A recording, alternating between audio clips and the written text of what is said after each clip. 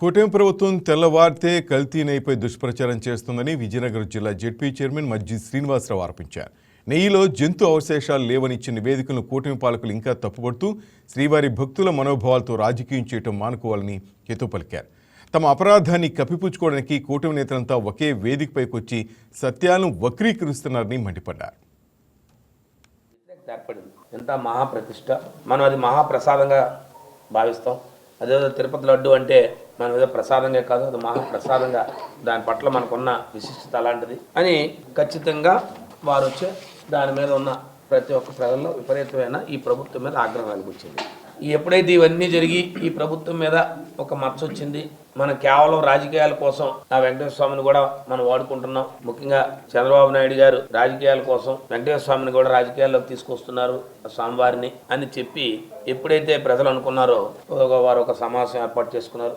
ఏదో ఈ రాష్ట్ర ప్రభుత్వం ఈ ప్రభుత్వం ఏర్పడిన తర్వాత నాకు తెలిసి ప్రమాణ స్వీకారం రోజు ఏమో డ్యాస్ మీద కనబడ్డారు తప్ప మళ్ళీ ఇప్పుడే కనపడ్డారు వాళ్ళందరూ కూడా.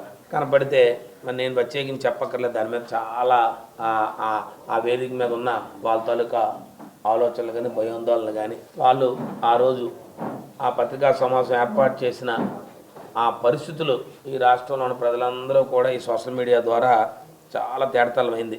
ఇప్పుడు కొత్త రాగాన్ని ఎంచుకున్నారు. అబ్బే అవేం కాదు, హార్పిక్ కలిసిపోయింది, బాత్రూమ్ క్లీన్ చేసేది కలిపేశారు, లేదు నెయ్యే వాడలేదు, లేదా పామాయిల్ వాడేశారు. ఇంకా ఎలాగైనా దీంట్లో మనకి మసకబారిపోయాం, మచ్చ వచ్చింది, భక్తుల విశ్వాసాలు మనం దెబ్బ కొట్టాం అనే ఒక ఆలోచన వచ్చిన తర్వాత వాళ్ళు ఇప్పుడు ఏం చేయాలా?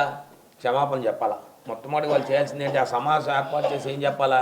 మేము వెంకటేశ్వర స్వామి వారి మీద మేము చేసిన ఆరోపణలు తప్పు, ఆ స్వామివారి లెంపలేసుకుంటున్నాం, ఈ ప్రజలకు క్షమాపణలు చెప్తున్నామని చెప్తారని మనం ఆలోచిస్తే వాళ్ళు అది కాకుండా వాళ్ళు చెప్పిన మళ్ళీ కొత్త ఆరోపణలు ఏంటి? ఇందులో ఏదో పామాయిల్ కలిసింది, లేదా హార్పిక్ కలిసింది, ఏదో బాత్రూమ్ క్లీన్ చేసే కలిసింది అంటే వారి నోటికి ఏది వస్తుంది దానికి సంబంధించి సిబిఐ వాళ్ళు ఏదైతే అత్యున్నతమైన ఎన్డీబీబీ కానీ ఎన్డీఆర్ఐ సంస్థ ఏదైతే ఉన్నాయో ల్యాబ్స్ ఉన్నాయో ఆ ల్యాబ్స్ని టెస్టింగ్ చేసిన సంస్థ. ఈ వీడియో మీకు నచ్చినట్లయితే లైక్ చేయండి, షేర్ చేయండి, మా ఛానల్కి సబ్స్క్రైబ్ చేయండి.